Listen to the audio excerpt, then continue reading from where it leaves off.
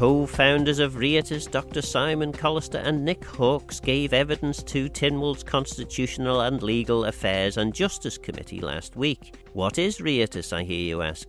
Simon Collister reveals all. Well, Reayrtys is an initiative that Nick and I put together about 12 months ago.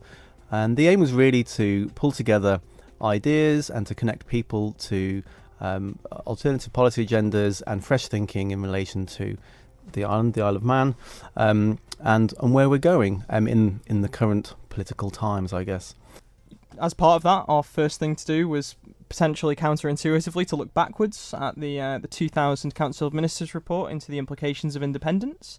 So we produced a paper which seeks to evaluate that in a relatively objective way and put forward some recommendations that we believe Tynwald should be looking at, and we believe that the Manx government should also be looking at, which can develop our international relations. And in terms of that report, I mean, it was produced obviously 23 years ago now. It's a very old report. I think it was, I know it was because I was in Council of Ministers and asked for it to be reviewed, I think around about 2010, sometime around then. Effectively, is it relevant anymore to where we are? Well, I think that was one of the main reasons we decided to look back at the report. I mean, also partly because the Constitution, Legal Affairs and Justice Committee has been reviewing it as well. But it's a report that concluded that the case for further independence was to maintain the status quo and not go for any further autonomy. But it also ended with the caveat that should anything change in the future, it should be reviewed. Which is partly why we went in to see what has changed. A lot's changed. There's still much that is relevant and still in place at the moment, but clearly issues like Brexit, like the global economy, like global geopolitics have all changed dramatically. Devolution has happened since the original report. Well, had happened at the time of the original report, but has kind of evolved and grown. And there's lots of other things that have happened in the intervening period. So we've really kind of taken a step back and said, these things have changed. How do they affect the island? Should we explore them in greater detail? And Nick, I mean, many people will say the constitution that we have had has lasted well over the 1,000 years or so since the Vikings purportedly established Tynwald. So why would we need to change our constitution now? So I think there's a few things there. There is the often quoted line, "If it isn't broke, we don't need to fix it." And I don't think we should be striving for something that just isn't broke. Our constitution has is incredibly important. It doesn't just sort of affect how we present ourselves internationally and our relationship with the UK. It forms, fundamental structures of government, of how policy is made on the island, and it impacts people, from everything from immigration to health to how legislation is passed through Tynwald. So it being good enough, frankly, isn't good enough. We should be open to reviewing it. We should be able to, as a grown-up country, have an open discussion about making sure that our constitution is delivering for the people of the Isle of Man. I suppose one objective way of assessing whether a constitution works or not is whether the public turn out in great numbers to vote, and clearly they don't in the Isle of Man. I mean, there's about a 50-50 split between those who vote and those who don't. Are there examples of countries in other parts of the world where they have a much more engaged population? I think that you've hit on a really important point, and it was a point that came up in the committee hearing that we've just been in. I think two things to bear in mind are you need the structure and the framework that enable us to do things. And our own white paper concluded that actually within the current constitution we have a huge amount of autonomy that we're perhaps not utilising as fully as we could do or should do. So one of the issues that was discussed was lowering the voting age to 16, which I think it's fair to say was a very progressive idea that in theory should have generated a huge amount of benefit and greater engagement with future generations. Now, it was questioned that hasn't happened, and part of the reason why it maybe hasn't happened is because beyond changing the legislation within our constitutional abilities, what was then done to foster, drive forward political engagement? And that's partly to do with the work of political engagement amongst young people, but it's also around thinking about how our civic society or own political structures currently function.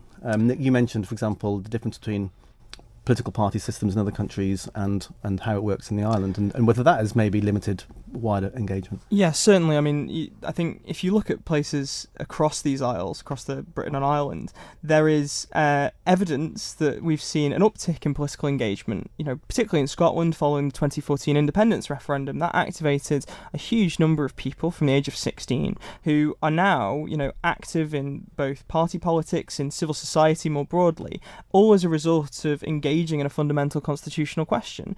And, that obviously has had some other effects. It's obviously had some impacts on society, but I don't think that an action that has fundamentally improved engagement in democracy, improved engagement in policy making, should be seen as a bad thing. It should be welcomed. So for us, and through Reayrtys, we want to start having conversations with people, to engage with them around the importance of the Constitution, to make it less of an abstract kind of concept and more of a tangible thing, and demonstrate how it's a tangible thing, to help to start to build up some of that civil society, not pushing at this time for a particular aim around sort of independence, but certainly opening people up to the conversation and opening people up to the importance of our constitution and the relevance of our constitutional status. And is it an either or? Is it either we stick with what we've got, or we go for some radical leap off a cliff into the unknown of independence? I think no, that is not, and it's often pitched as that. And I think the in-out question is quite detrimental for a lot of people. It turns a lot of people off, it heightens emotions, and it's something that the 2000 report very much seemed to say would they were the only two options that were presented, was very much an in-out kind of binary thing, and other alternatives weren't really considered. The idea of independence and the idea of what constitutes a country has changed a lot, since it was, since the idea of the nation state came up. So what we mean by practical independence, what we mean by moving towards practical independence, it's not a question of a different passport and a different identity and all these big sort of changes and all these unknowns. You can have more functional independence without even changing our political system. I think one of the things that many people don't realise is that whilst we are a crown dependency, the amount of work that we can do and the amount of scope that we can do to do things that other fully independent countries do, we're not maximising that. So it's something that really should be explored by government, and it's something that members of the public should really be aware of. Is there a concern that even just this sort of talk spooks the horses a bit, and UK starts getting anxious, and then our relationship is not as good as it should be with the UK?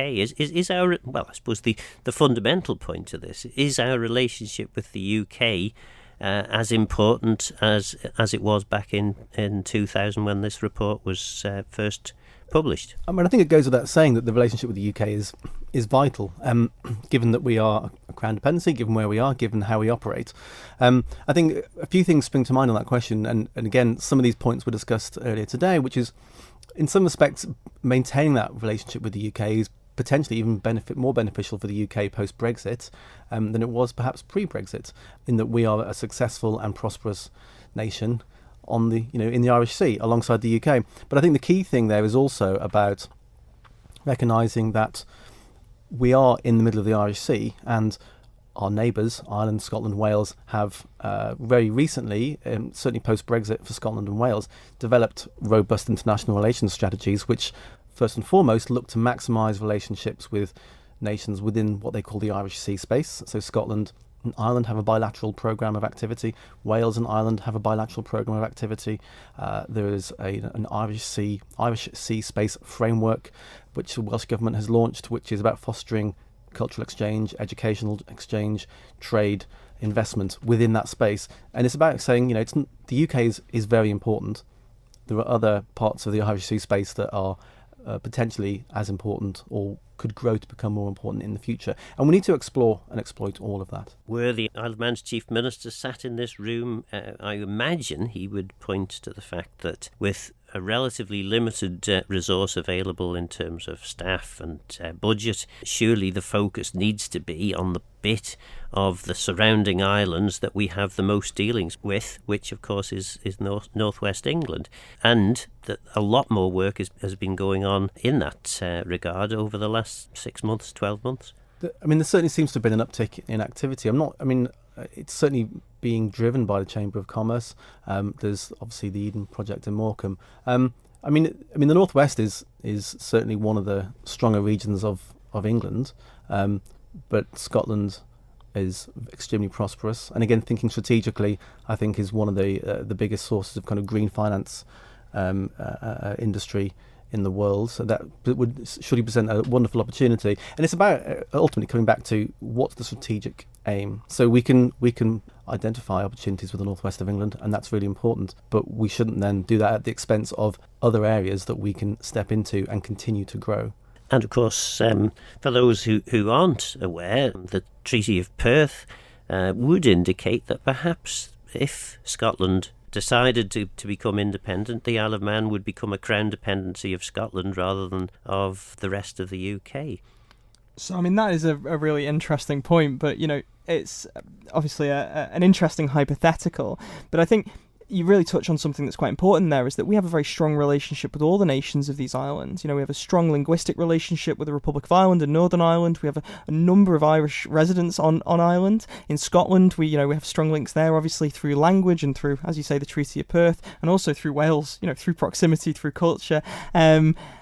What I would say is that nothing should be off the table here. We should be engaging with these other countries in a proactive way and in a strategic way. So we should be leveraging those existing relationships and those existing connections. If we look to Ireland and Wales, they are leveraging a relationship. If you look to Brittany and Wales, they're obviously pulling in from sort of a linguistic, a language base and a shared culture. So I think one of the things that would be really useful to see is that proactive plan of how we're engaging beyond just the Northwest, even though it is really important. It's important to remember that we're surrounded by developing and incredibly important countries. To the west, we have a major European capital 60 miles from the Isle of Man. What are we doing to engage with them? How are we engaging with this European capital that has a lot going for it, has a number of people who, if the island wants to grow the population, are we engaging with Irish citizens to get them to come to the island, because they have many shared cultural traits, they'll see a lot of the Republic of Ireland and the opportunities. So what's happening there? So I don't think anything needs to be off the table, but I think we should be maximising our historic and cultural ties. Have you had any luck persuading any of the ministers, the relevant ministers, that this is a good idea?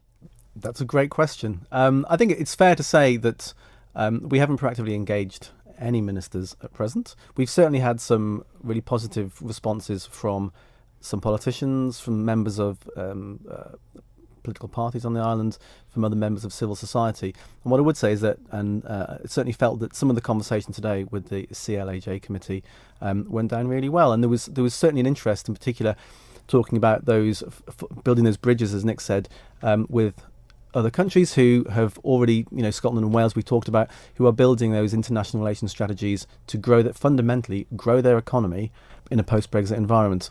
So we talked about diaspora engagement, what Wales and Scotland are doing to find Welsh expats, Welsh descendants, or simply people that love Wales around the world that they can bring in to Wales, that they can leverage to kind of connect and boost commercial and business arrangements. And it would be great to see more of that happening. And you don't think the Isle of Man government is engaged in any of this, or is it just in the wrong direction, or what are you thinking?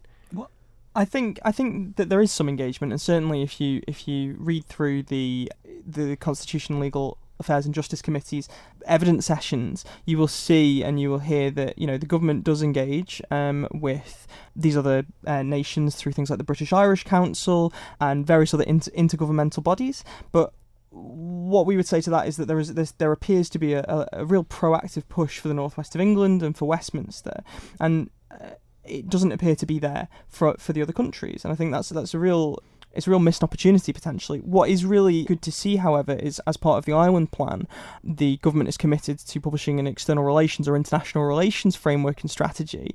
And this is something that places like Jersey, Guernsey, Scotland have done, and it's been really important.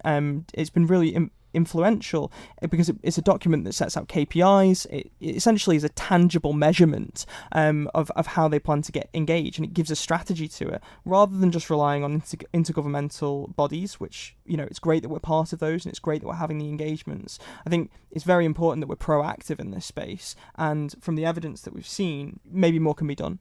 Is this, though, kind of fanciful notions on your part, in as much as language, culture, historical links are all well and good, but actually what we are desperately short of on the Isle of Man is hard cash? How will rebuilding relationships with our Celtic cousins help in terms of real hard cash type improvements in terms of the economic situation? I think the answer to that is we're not necessarily saying that the shared history, the shared culture is the driver of growth, but what it does is it puts us on the same page as our neighbouring countries, and it demonstrates that there's a relevance and a connection there. And from that initial connection, you can then build, in a planned and proactive way, other activities and connections that then convert into opportunities. So on the point of talking about our Celtic cousins, for example, there is an Inter-Celtic Business Forum that meets annually. There's another meet coming up later in the year, I believe.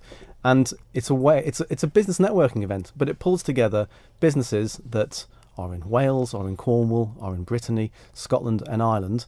And they may not share too much in common at a kind of commercial or enterprise level, but their shared aspect is that they are based in around the Irish Sea space, and all based in countries that are Celtic. And so is that important? It's a nice way to get everybody together. Is there then going to be business networking, potential trade deals done on the back of that? Almost certainly. And beyond that, if you look to Ireland, they've been incredibly successful at leveraging their cultural history and their large diaspora to turn it into actual tangible benefits. If you look at the links to the US, admittedly, between Ireland and the US, that is very much based on a shared history and a shared cultural history, and they've been the jumping off points for those discussions around business and tourism and engagement. That scales, that can be scaled, whether or not it's to the northwest of England, whether or not it's to England more broadly, Wales, Scotland, Ireland. That can be scaled up, and we're seeing. Go on. Well, from the point of the Isle of Man, North America equally, whether it's an already established association or Australia or New Zealand, there are those parallels that are some of those historical parallels, like for example mass emigration in the mid 19th century. We can look at what Ireland has done or Wales has done in terms of engaging with Welsh descendants or Irish descendants in Silicon Valley, in New York, in Los Angeles, that are part of a thriving industry or kind of commercial centre, and bring those back into the home country, as it were. So this sort of thing has been tried before. Why do you suppose that it's not been continued? Your point about it being continued is that all of these things generally are long-term investments. They grow and they provide a multiplier effect over time. So you can't really try it for 1 or 2 years and say, well, that didn't really work out. There needs to be a continual kind of commitment to it. It needs to kind of drive towards important, beneficial strategic outcomes. But also, and we were saying this today as well, is that okay, maybe we aren't doing some of these things that Wales or Scotland are doing, but in the best sense of the way the island can operate, is that we can look to what's working well. We've been in contact with people in the Welsh government to understand what's working, what's not working. I mean, I would maybe turn it around and say, that for different reasons, the Welsh and Scottish administrations have challenges with the Westminster government in a way that the Isle of Man doesn't have. And if anything, we can look to build those relationships with Scotland, Wales and Ireland, as well as the UK. And we can, as we say, maximise that full kind of Irish sea space environment. I mean, we've talked around things that government can do without any need for constitutional reform. Are there any specific changes that are needed that would allow us to do what you've been talking about really for much of the programme? Or actually, is this more a shift in philosophy and policy? In terms of what can be achieved, we as a Crown dependency, many people feel, aren't maximising the current opportunities of our constitutional status. That being said, we don't think that we should shy away to questions of constitutional reform. We've already picked up on a number of issues that people take with the way in which we do politics on the Isle of Man, whether it be engagement in consultations, whether it be engagement in elections, sort of disdain for national priorities or lack of engagement with national priorities and planning. So I think nothing should be off the table here in terms of what we can talking about constitutional reform. But as a first step, there is concrete stuff that the Isle of Man government can be doing that can be done with relative ease. Talking about the constitution is a big and emotive issue, and we get that. But these first steps, I think, are tangible things that can be done in the short term as we look to build a strategy for what we want to be as a country. I think where there's possible for looking some real constitutional challenges, if not changes, are there in that facing down some of the issues that are bubbling up at the moment or have bubbled up. So, for example, the UK's Nationality and Borders Bill, we've spoken about that. There's the EU Retained Laws Bill, for example. I mean, these are things that will have an impact on the Isle of Man. Do we need to rewrite the entire constitution or become fully independent to deal with them? No. But are those individual bits of legislation from the UK going to cause or have implications for Manx people? Yes, I imagine they will. So it's a question of, at what point do you start to kind of unpick the constitution to look at individual items, and when you get there, you've unravelled most of it. And wouldn't it be better to kind of step back and look at actually what's coming and say, well, what impact will this have on our current constitutional arrangements? Tynwald, in its recent guise, since the 2021 election, seems generally not bothered about adopting UK legislation, not passing our own specific legislation to deal with things, just adopting wholesale any handy little bits of UK bills, acts that may come along. You've got an uphill battle here persuading Tynwald of the merits of your case, haven't you? Well, I mean, there's certainly we're not advocating for every bit of legislation. There needs to be something bespoke for it. We understand that we're a small country and there are huge legislative pressures that exist. We functionally as a nation, we perform many of the same functions as a much larger country with a lot less resources. So there are going to be some examples where, as you say, you may have to make use of the existing legislative drafting from the UK. But I think one of the things that we need to do is we need to get smarter about what bills we introduce and what bills we take from the UK. There is a really interesting thing around permissive extent, which is when the Manx government can ask the UK government to extend legislation to the Isle of Man. Well, at present, that does not get approved by Tynwald. It only gets approved by the Council of Ministers. So we have potentially legislation affecting Manx residents and people in the Isle of Man that has not been deliberated by our national parliament, which is a really interesting thing if you start to unpack it, and actually quite a troubling thing that really questions some levels of democratic legitimacy. So we've certainly seen some interest in exploring that area and starting to unpick some of those little bits if through our discussions through Reayrtys. Yeah, and I'd say on a more positive note, where we have spoken to politicians and political parties and kind of made people aware of some of these nuances, if you like, there's certainly interest, and we certainly feel that people want to engage and understand, and that's the first step in terms of rethinking: is it right? Is it good? Is it helpful? Is it democratic? Is it the best solution? That was Reayrtys's co-founders, Dr. Simon Collister and Nick Hawkes. I hope you enjoyed hearing Reayrtys's arguments as much as I did. They certainly are a rare thing in Manx politics, young people with a passion to change things for the better. Do we need constitutional reform? Or do we just need a change in mindset? Or do you think this is just an unnecessary distraction from the core issues of the day? Don't forget this programme is available as a podcast on Manx Radio's website.